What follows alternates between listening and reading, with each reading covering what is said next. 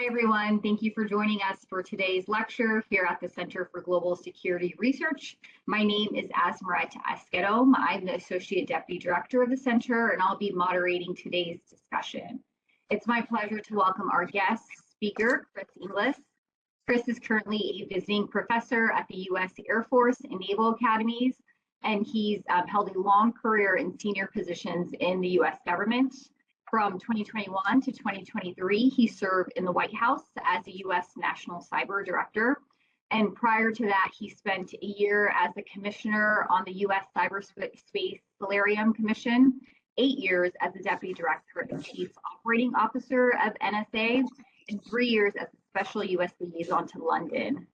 Chris is not new to CGSR. He was actually here 2 years ago and gave a lecture on transforming U.S. national cyber strategy. You can check that out on our website. There is a video recording. Today, Chris's lecture is titled Digital Infrastructure in 2025, Black Hole or Big Bang. Chris will describe the current state of digital infrastructure along with global trends in policy, technology, and threats impacting organizations. For those of you that are new to CGSR lectures, the speaker will take about 30 to 45 minutes to give his prepared remarks, and then we'll use the remaining 90 minutes for the Q&A session. While Chris is speaking, please get your questions ready so we can jump right into the Q&A session when he's done. With that said, Chris, welcome back to CGSR, and over to you. Oh, you're on mute, Chris. Let's see. Perfect. You're back on. Okay, great. Appreciate the warm welcome. Interrupt at any time with questions or logistical issues, but I'm delighted to be back with you again. I've always appreciated the work of Los Alamos, not least of which during my time at the National Security Agency. While I'm not there anymore, at least by day, I'm there in my dreams, I still know something about the nature of the contributions you make, so thank you for that.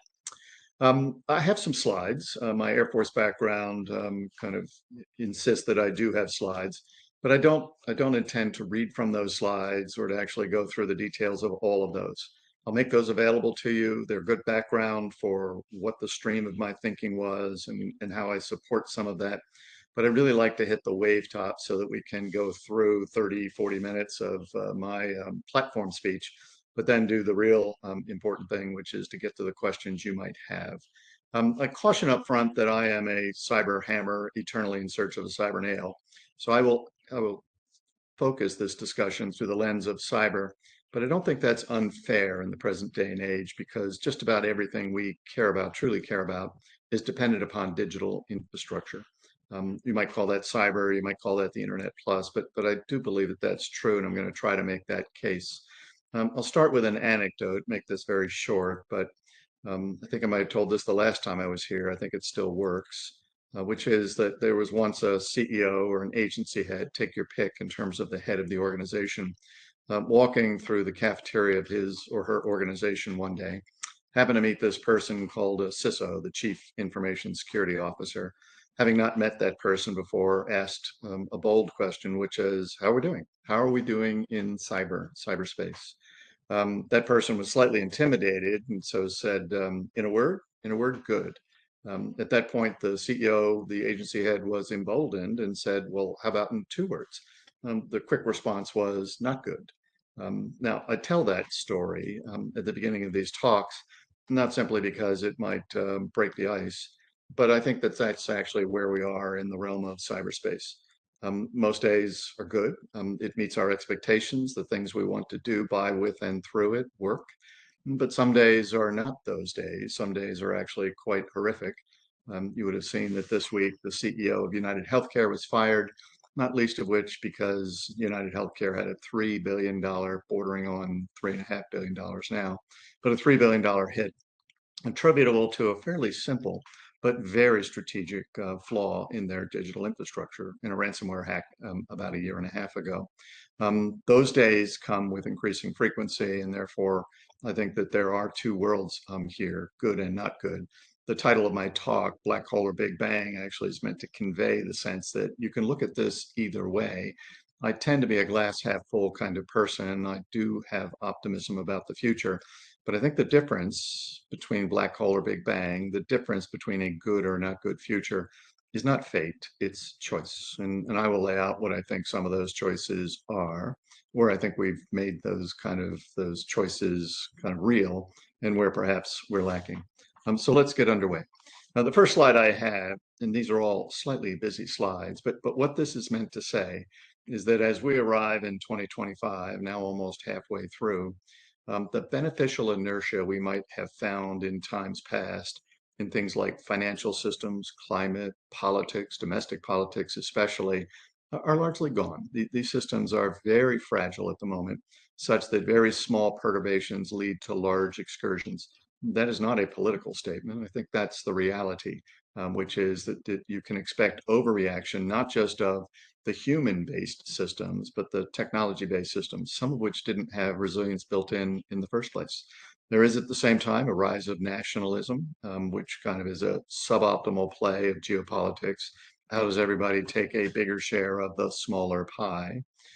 There's a concern, at least within the US, about whether expertise is valued over or with the same degree of fealty that political loyalty is. I won't go into that dark corner, but it's a reality of the moment. Cyber regulation is abating, meaning that we're going to be less focused in the next 2 or 3 years on trying to make the system resilient by design, and perhaps more focused on holding the attackers, the aggressors in this system accountable. Neither one of those is bad, but substituting one for the other, I'll later observe, might not be the right answer.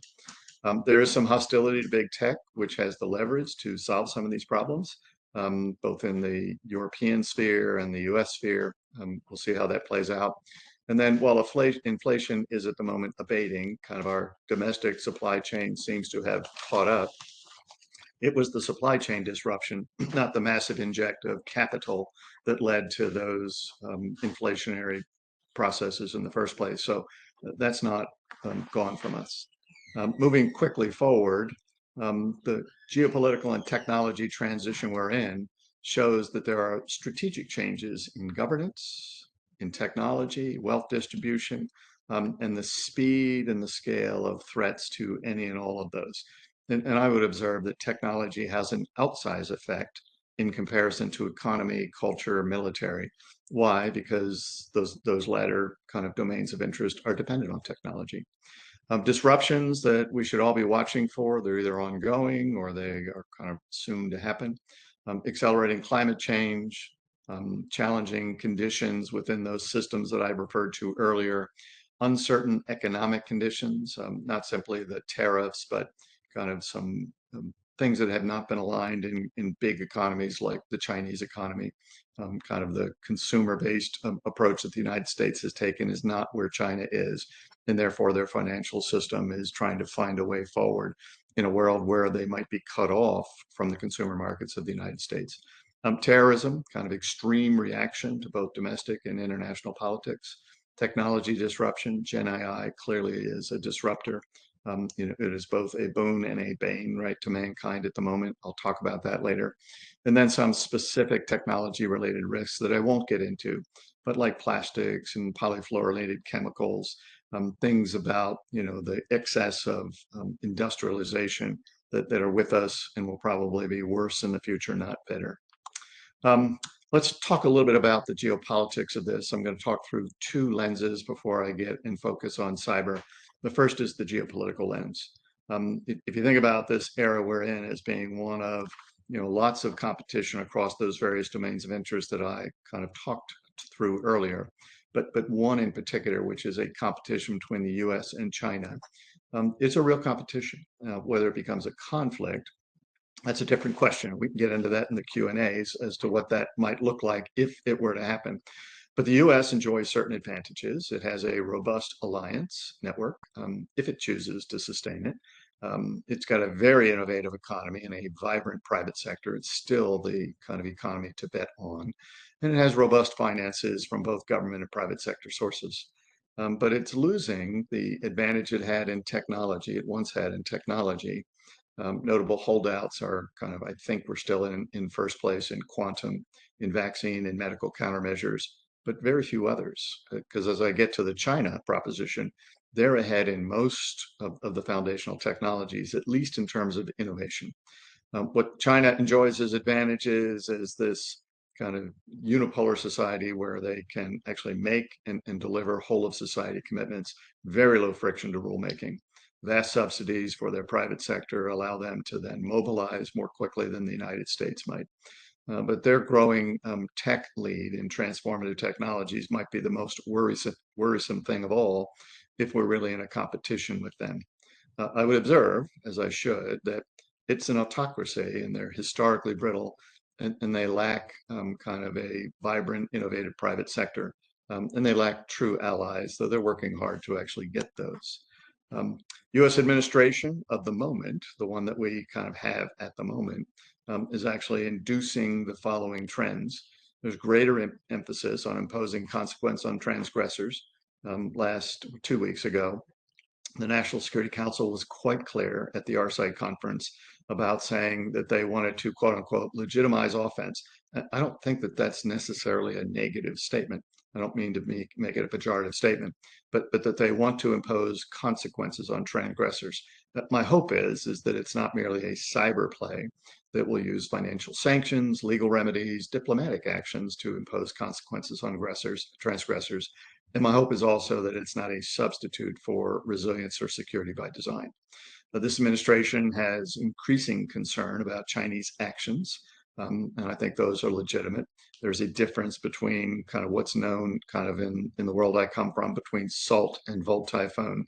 SALT Typhoon is a massive play to extract information that might be of surveillance or intelligence value from networks within the United States. Volt Typhoon is a very different play, though it in most of it looks the same. But the last 10% is intended to hold critical infrastructure at risk, not to surveil it, but to hold it at risk. Volt Typhoon is new, novel, and I think the crossing of a red line. There's reduced work in this administration on countering disinformation. There is at the moment a downsized kind of component at the Department of Homeland Security that tries to focus government efforts on the support of critical infrastructure. There's reduced regulation, at least promised, on transformative technologies like Gen AI. And there's a push of a burden to the defense of the collective kind of alliance we're in to the allies. Cuts to government overhead, you've seen all of that. That's kind of the Doge story. And the consequences of all of the above is, in my view, weakened alliances, weakened public-private collaboration. There might be a stronger division of effort, but that's an agreement to not collaborate. Weakening of secure by design efforts that create inherently defensible architectures that might then be defended by the operators. And a devolution of responsibility for cyber defense to operators, those operators vice kind of the paternalistic defense by government or providers. None of those things are evil, but they are trends to perhaps think our way through. I'm focusing on technology. This is a very busy slide. Let me just focus on the red text on this slide. If you look at the Chinese government in terms of what it's doing to sponsor technology innovation, it's made a real push to essentially kind of achieve first place in the technologies that matter. There is, and I've got a reference page later in this slide deck that you want to look at later, but there is this thing called the Australian Strategy Policy Institute. It's a byproduct of AUKUS, the transfer of advanced technology from the United States and the United Kingdom to Australia. And they've done a study as recently as 2024. That study has shown that in the 64 technology groups that matter to advanced societies, things like materials science, quantum computing, high performance processing, that in 57 of those 64, China's in first place, based upon kind of an assessment of who's doing peer-reviewed research of some consequence that's attributable to the nation state. 57 of 64, China's in first place. I don't think that's the whole story here. I think it's not just about who's first to kind of find an innovation, but the question is, who's in the best place to employ that or to deploy that? I would make a note, I think it comes up on a later slide, but I'll pause here. I'll make a note that in that same study, which essentially said China's in first place 57 of 64 times, the United States is in first place 7 of the remaining kind of 64, Israel never shows up. They're not in first place or fifth place in any of those innovations. And yet, in the world that I spend most of my time in, the cyber world, whether it's cyber offense or cyber defense, Israel's kind of far and away in first place. They're 0.2% of the world's population, 20% of the market play in terms of the things that make a difference in terms of the private sector deployment of offensive technology or defensive technology. And why is that? It's not because they're first in innovation, they're first in employment or deployment of that innovation. So the culture of the society still matters. If this is a technology race alone, then this slide talks about it's about more than the US PRC. You've got India in play. The European Union wants to be in play. As a whole, it's a solid technology player, but individually, nation by nation, less so. What you see down about 2/3 of the way is that there are some who aren't themselves front runners kind of in the technology play. But Saudi, the UAE, Qatar are actually courting the front runners with their investment capital to try to see if they can't actually ride that wave. Having said that, where the digital race will be run and won is going to be in the innovation at the edge, meaning who can employ it and deploy it. Kind of the foundations of global chip dynamics. We're in a difficult place at the moment, given our kind of disproportionate reliance on production that is in Taiwan or in countries that might not be sure in certain parts of our supply chain in the future. The digital race will also be run in the platform oversight that tries to ensure that those commodity providers invest sufficiently in resilience and robustness. Generative AI, of course, right? The governments are kind of seeking to drive efficacy, safety, kind of resilience, but research is running ahead. And the race may well be won by those who don't respect the present curve, but by those who try to solve the energy and the processing limitations on this. That's what DeepSeek did a couple of months ago, which is to say, we don't respect the curve. We're not going to compete on a level playing field with the US in that regard. We're going to find cheaper, more expedient ways. Maybe we steal some of your results. Maybe we have a different energy model, a different processing model. But in that transformative technology of Gen AI, quantum computing, other things, rule one kind of applies here, innovation at the edge. Digital rights, surveillance, democracy, which I think kind of are objectives of the societies that I live in, or the alliance that the United States has. It's going to be difficult to deliver on those, but those will still be important. In cybersecurity, as an offset to the system fragility we find in digital infrastructure, will continue to be important, and those who can win that will have an advantage. There are three lenses of cyber, and I'm going to talk maybe for about 10, 15 minutes about cyber and then end so that we can go to your questions and hopefully answers that come from both you and me. But there are three lenses of cyber when I think about why I or anyone cares about cyber is first and foremost, the health, life, safety that we all care about in our lives depends on digital infrastructure. And that dependence is increasing. There's no surprise there. The good news is that the alignment between kind of that digital infrastructure and the business understanding of that infrastructure is getting better. More CEOs, more agency heads don't think of cyber as this commodity in the corner. They think of it as something upon which the business or kind of some function that an agency or department does, that it's existentially dependent upon that. That's good. That's healthy. The bad news is that the interconnection of those systems is becoming richer, and therefore you depend not just upon your own singular efforts within the stovepipe you live in, but upon supply chains or clusters kind of connectivity. Second lens is that cyber, kind of separate and apart from being the dependent underpinning of the things we care about kind of in the physical world, it's increasingly a tool that is used to impose cost. Criminals use cyber to impose cost on those who will not pay ransom. Nations use cyber to impose cost, Volt Typhoon, on other nations, kind of typically using the private sector as a proxy. Disinformation is perhaps the most insidious or pernicious aspect of that, where at scale, cyberspace, or kind of the things that we might kind of attribute to social media plus, kind of can find differences within society, isolate those differences, exacerbate those differences, kind of induce a degree of disinformation that overwhelms the receiver. Again, we can get very political very soon. That's not my intent, but that's a real issue, right? We need to think our way through how do we actually create some resilience on the part of societies or individuals against that possibility. And then finally, the last lens is that defending a business or a mission is as much dependent upon defending the digital infrastructure as it is upon defending the intellectual property or the market the market advantages or the other cultural aspects that most businesses think of as their competitive advantage. How is cybersecurity changing globally? Just look at the yellow on this, which is there is an increasing propensity on the part of governing bodies to hold not just the operators accountable for cyber, but the providers accountable for cyber. And I think that's healthy. It's an ecosystem where everyone in that ecosystem, whether it's users at the end of the supply chain or providers at the beginning of the supply chain, must play a role to create the inherent resilience or to kind of conduct the stout defense that's required here. And there is a beginning of a tendency on the part of the governing entities to say that's true. Let me just talk about cyber offense, since that might be a kind of a principal line of questioning in the Q&A session. I'm going to do this through the lens of an anecdote that's not richly described on this slide, but it's inferred by this yellow line. If you look at the possibility, and I don't think it's a probability, but the possibility that the United States and China, the PRC, might one day go to a physical war over the defense of Taiwan.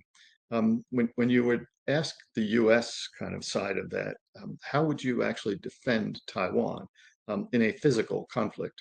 The first thing they would do is look at the order of battle. And the order of battle, which is typically just a counting of who's got what assets and where are those assets, is a really bad story for the United States. The Chinese nation state has about 8 or 9 platforms of every kind that matters in this conflict for every one of ours.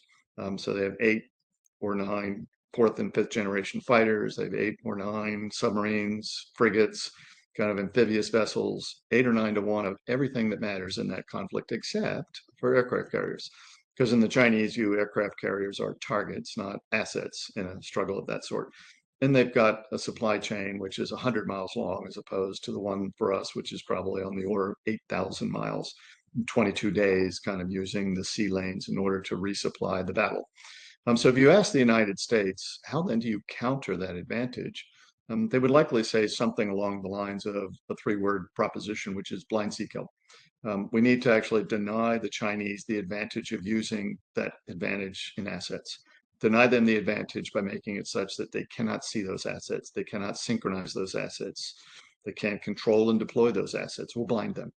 But at the same time, we need to be able to see our own. We need to be able to actually deploy our assets, fewer in number, but kind of we think if we can see them and deploy them using the joint or combined kind of concepts that the United States military is so well known for, then we'll be able to do the third phase of this, which is to attrit the Chinese forces as they come across the straits and kill them with great precision and lethality. Again, I'm not predicting there's going to be a conflict of this sort, but if it were to happen, it would almost certainly be based on this strategy. It's the only way that you could actually win, right? A conflict where you're so dramatically kind of overmatched in terms of the numbers. Now, there's a second piece that I'm not going to describe here, but it must be considered, which is the quality of the people who actually kind of control these assets. In the United States has a very strong kind of culture, not just in terms of its top leadership or its kind of the bottom where you essentially execute these strategies, but that non-com middle. So I don't want to discount that, but let me still focus on this kind of this strategic play, blind sea kill. If you ask the Chinese, how do they view the United States' capacity to defend Taiwan, they're not unimpressed. I mean, they're very impressed. They watched the first Gulf War. They watched the second Gulf War. And in both of those, saw this stunning display of joint and combined forces, which I remember in the day we called it kind of shock and awe.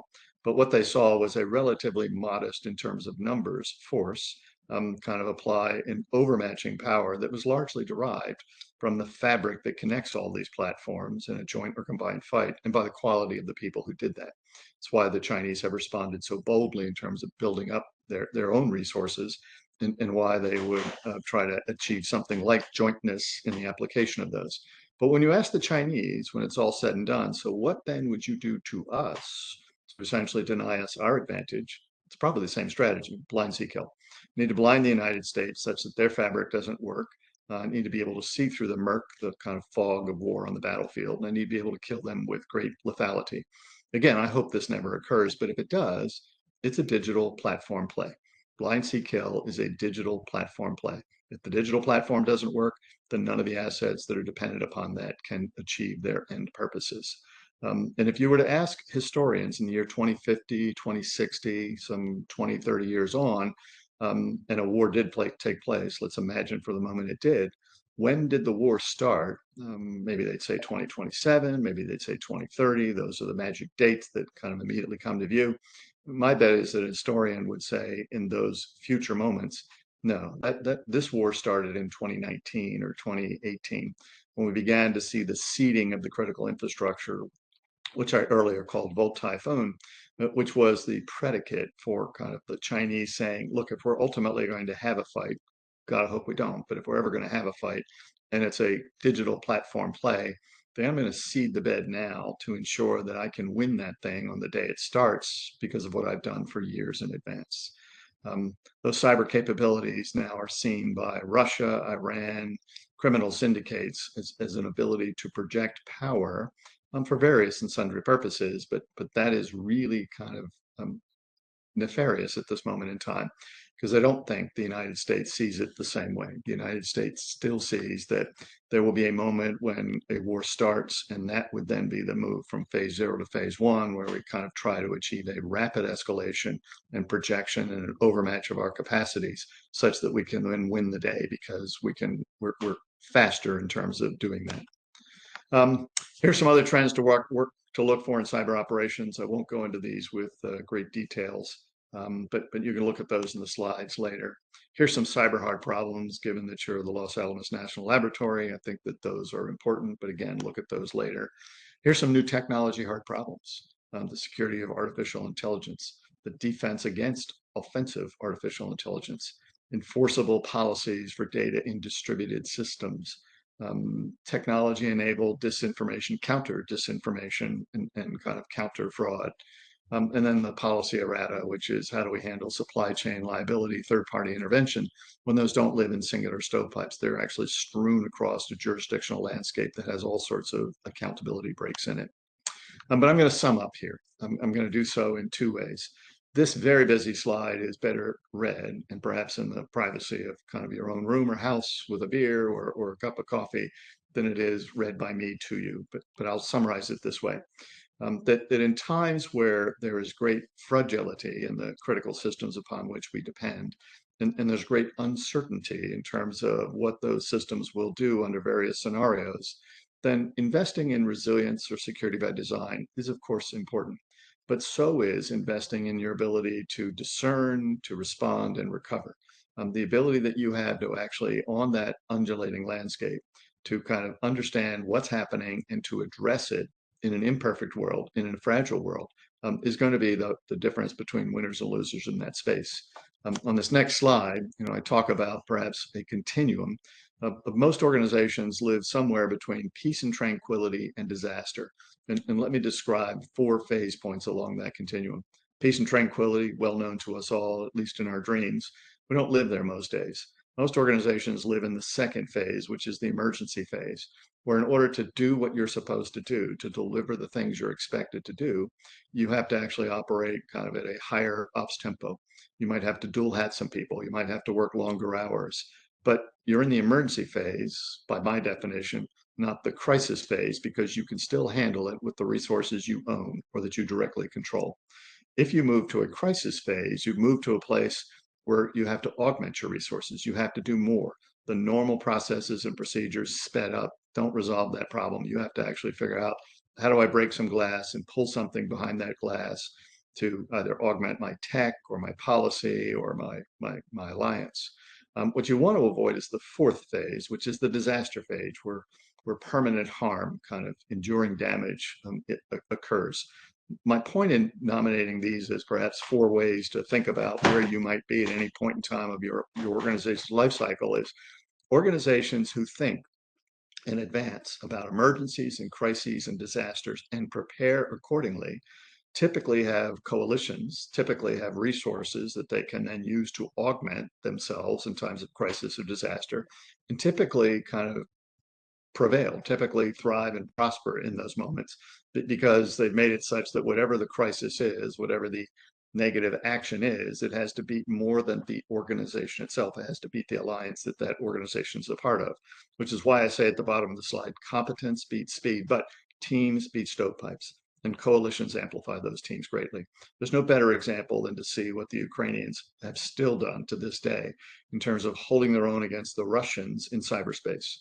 The Ukrainians are the lesser force in terms of numbers and might even be the lesser force in terms of access to the deep bench of technology. Russia's got a pretty good bench of technology.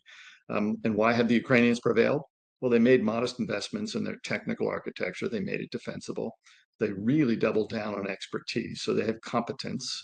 If somebody says to the kind of Ukrainians, I'm going to live off the land inside of your networks. That's not going to happen because the Ukrainians know those networks better than any aggressor ever could. But the real way that the Ukrainians have prevailed is in the second and third of those concluding lines on this slide. They've essentially built a coalition where they've challenged the Russians. You need to beat the coalition, not just us, but the private public coalition that's actually co-defending this space. And that coalition amplifies whatever teaming takes place within the Ukrainian government against the Russians. Here's some closing thoughts. I'll just give a passing thought to AI, but we can talk about that at greater scale. Most CEOs and agency heads that I talk to, they want AI for reasons they can't explain. They either want it because somebody else has got it, or they want it to do things that it can't yet do.